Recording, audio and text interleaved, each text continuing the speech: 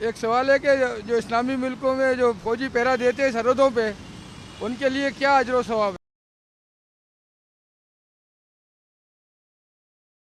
मुफ्ती साहब सुभान अल्लाह, क्या अच्छा सवाल आया। और पहली मर्तबा हमारे प्रोग्राम में ये सवाल आया है। ये होना चाहिए ना, या अय्युहल्लज़ीना आमनू बिरू व साबिरू व राबितू, राबितू।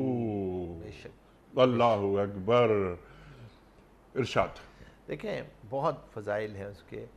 और अल्लाह तबारक व तआला ने उस आँख पर जहन्नुम की आग को हराम रखा है जो मुसलमानों की हिफाजत में जागी हो। सुभान अल्लाह, तो सुभान वो अल्लाह। लोग, और फिर उनका उस वहाँ पे खड़े होना इबादत है, अल्लाह का रास्ता है। एक सुबह या एक शाम अल्लाह के रास्ते में लगा देना दुनिया और जो कुछ इस दुनिया में उससे बेहतर है। और वो जिहाद है, खड़े हुए हैं, मोमिनीन के माल जान की हिफाजत कर रहे हैं।